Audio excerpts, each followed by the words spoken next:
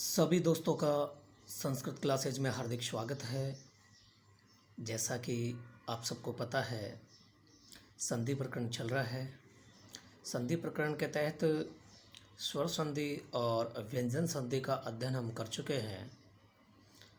आज हम विसर्ग संधि का अध्ययन करेंगे।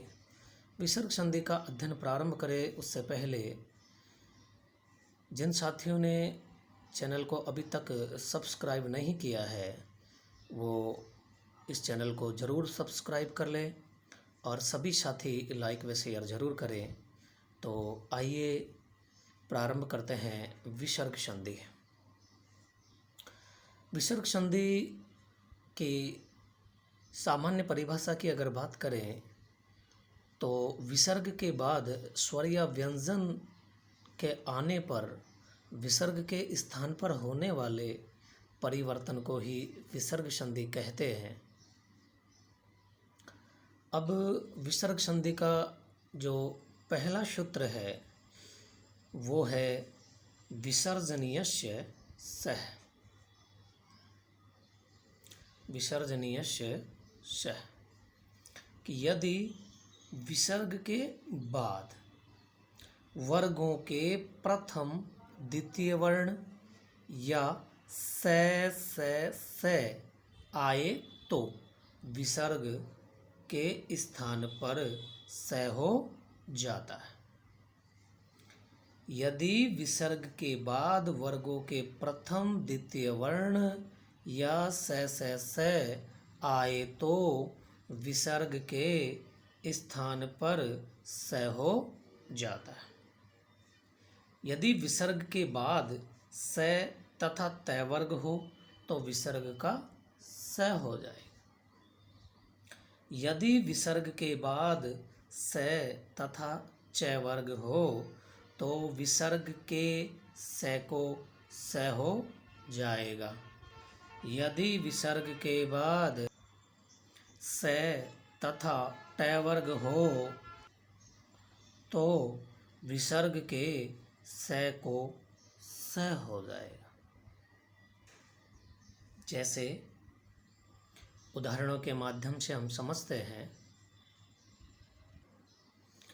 विष्णु धन त्राता विष्णुस्त्राता, हरि धन त्रायते हरिस्त्रायते, नमः धनकार है नमस्कार है, हरि धन सेते हरिष्येते, कह धन चित है कश्चित है, और नी धन चल है निश्चल है। हरि धन सेते में स्तो श्चुना श्चु सूत्र के द्वारा विसर्जनीय से विसर्ग के स्थान पर बने स का स आदेश होता है और रूप हरिष्येते बनता है। ऐसे ही कह धन चित है कश्चित है, नी धन चल है निश्चल है। राम है धन टीकते रामस टीकते, धनु धन टंकार है धनुष टंकार है। राम है धन षष्ठ है रामस षष्ठ है, लेख है धन टीकते लेखस टीकते। यहाँ राम है धन षष्ठ है, विसर्जनीय से विसर्ग का स और इष्टुना इष्टु सूत्र से स के बाद में स होने के कारण स का स हो रहा है और रूप राम षष्ठ है बन रहा है। ऐसे ही लेख है धन टीकते का लेखस टीकते, राम है धन टीकते का रामस टीकते, और धनु धन टंकार है का धनुष टंकार है। तो एक चीज यहाँ अच्छी तरह समझ लो कि विसर्जनीय शह सूत्र के बाद में जो स्थिति बनती है वो स्तो श्चुना श्चु और स्टुना स्टु सूत्र के योग के कारण हरिष्येते और राम षष्ठ है बना है।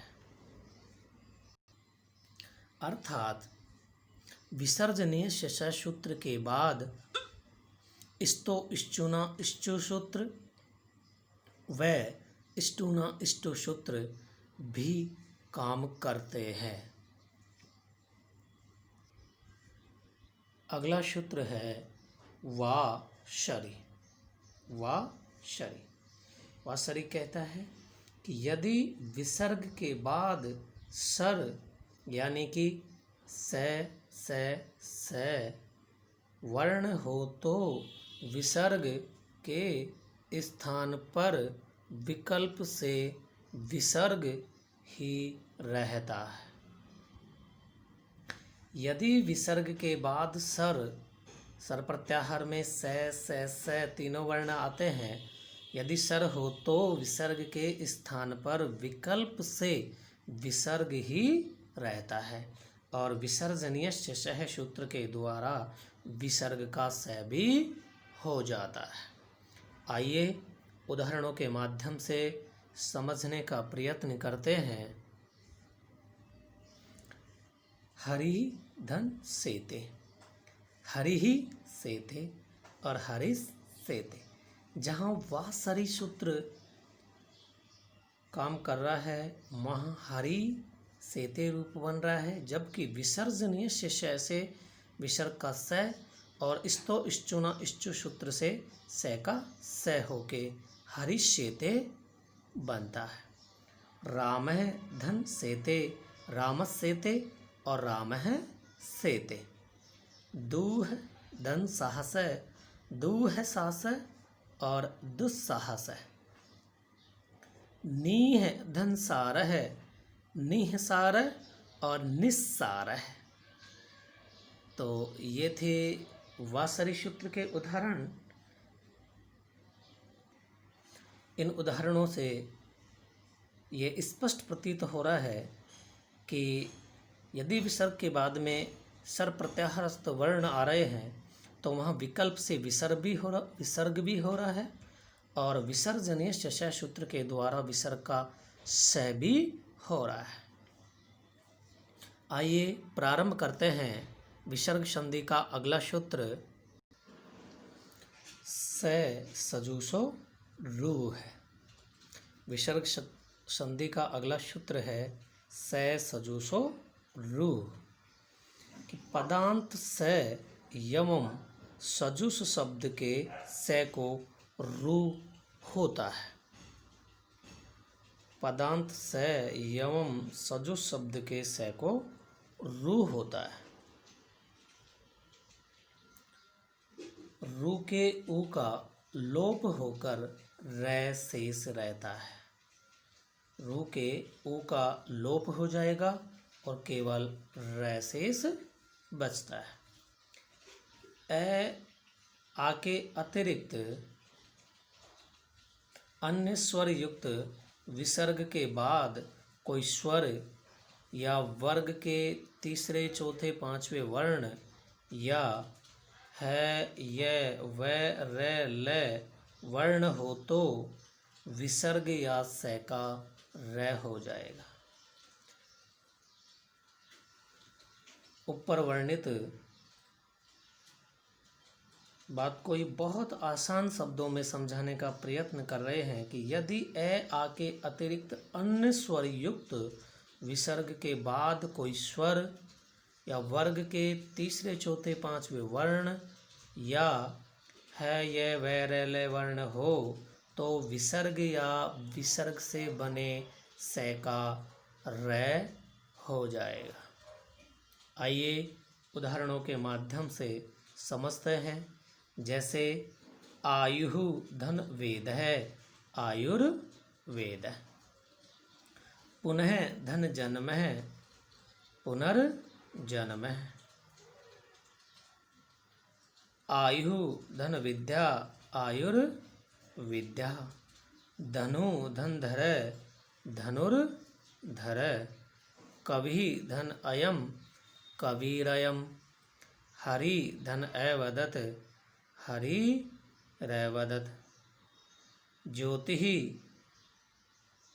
धन गमय, ज्योतिर्गमय। पितुः धन इच्छा, पितु और इच्छा। इन सभी उदाहरणों में विसर्जनीय से विसर्ग का स हुआ और से सजुसो रू से स या विसर्ग के स्थान पर र होके सभी रूप बन रहे हैं। जैसे आयुधन वेद का आयुर्वेद है, कबीधन अयम का कबीरयम, हरिधन अवदत का हरिरवदत, ज्योतिर्धन गमय का ज्योतिर्गमय, पितुधन इच्छा का पितुरिच्छा। तो उम्मीद करते हैं विसर्ग संधि के तीनों ही सूत्र आपके अच्छे से समझ में आ गए होंगे।